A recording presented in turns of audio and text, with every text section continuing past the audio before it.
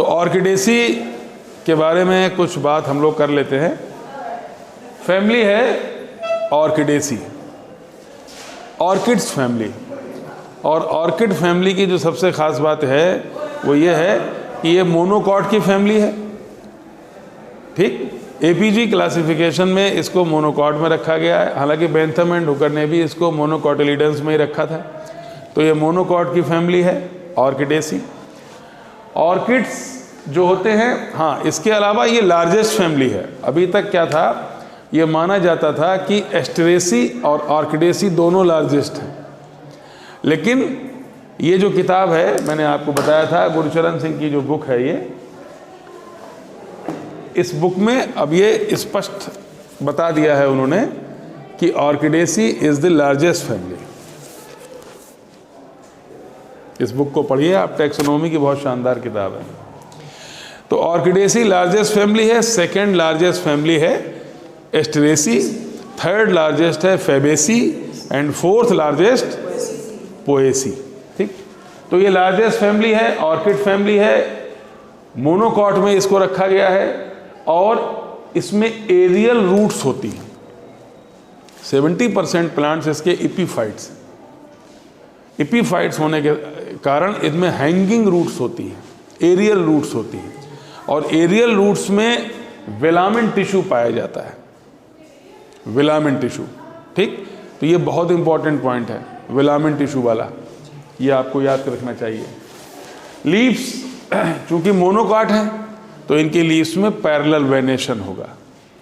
Dicot की leaf में reticulate venation, monocot की लीफ में पैरेलल वेनेशन होगा।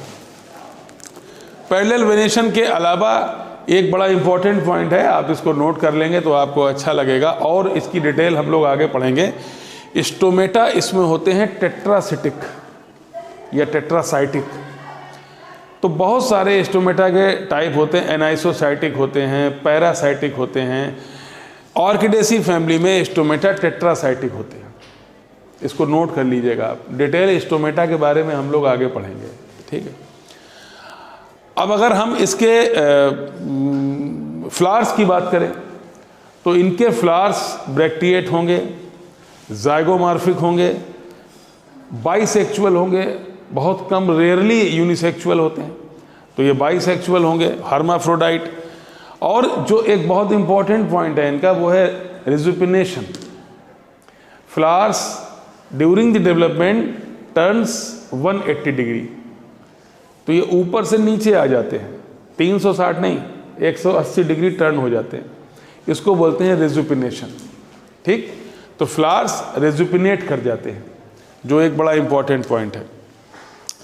पेरियंथ, इसमें अगर हम देखें तो perianth is differentiated into calyx and Corolla.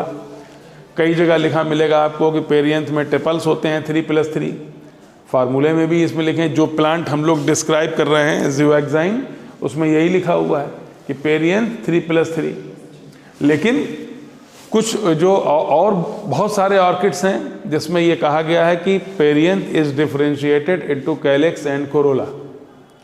तो कैलेक्स को अगर आप देखें तो 3 सेपल्स होंगे, यहाँ पर आपको दिखाई भी दे रहे होंगे 3 सेपल्स, तीनों फ्री होंगे।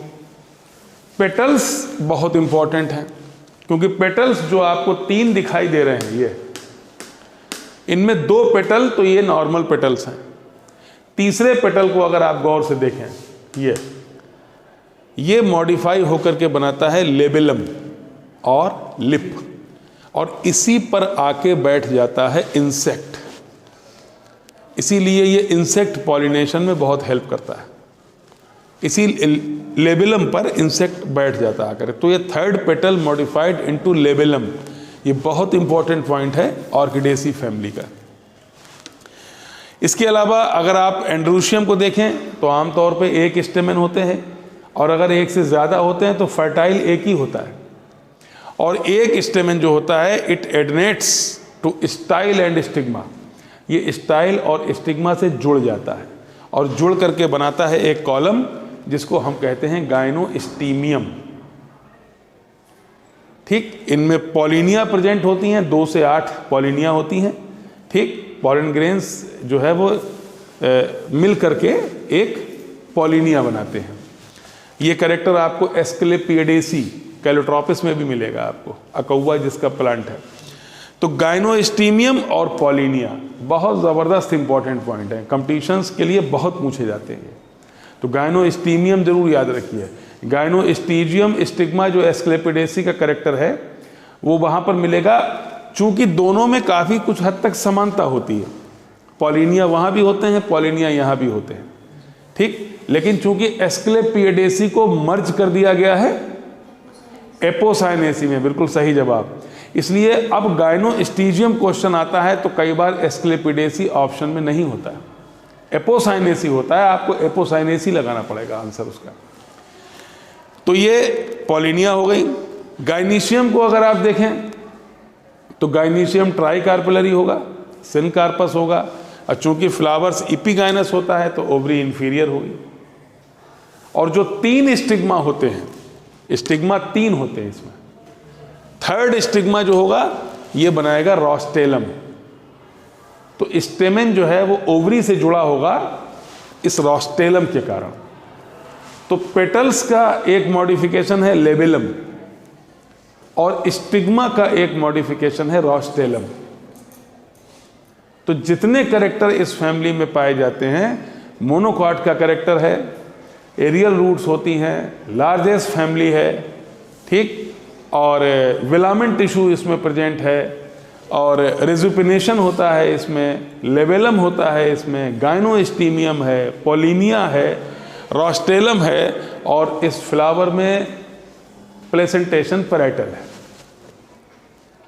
This is all about orchidaceae, जो बहुत ही ज़्यादा इम्पॉर्टेंट है कंपटीशन के पॉइंट ऑफ व्यू से। मैं फिर आपको बता रहा हूँ, एमएससी में हो सकता है कि आप सेमेस्टर 1 का एग्ज़ाम दें तो कुछ भी पूछ लिया जाए और कुछ भी आप लिख के आ सकते हो, लेकिन कंपटीशन में आपको टू द पॉइंट आंसर लिखना होगा। एक पॉइंट बहुत पूछा जाता है कि सबसे minute seeds and numerous seeds, सबसे छोटे और सबसे ज़्यादा सीड्स किस में पाए जाते हैं, उसका आंसर भी ऑर्किडेसी है। तो ऑर्किड्स को पढ़िए, और ऑर्किड हाउस अगर देखना है तो आपको जाना पड़ेगा दार्जिलिंग, लॉयड बॉटेनिकल गार्डन में जाके देखिए आप ऑर्किड हाउस, आपको अच्छा लगेगा। आइए।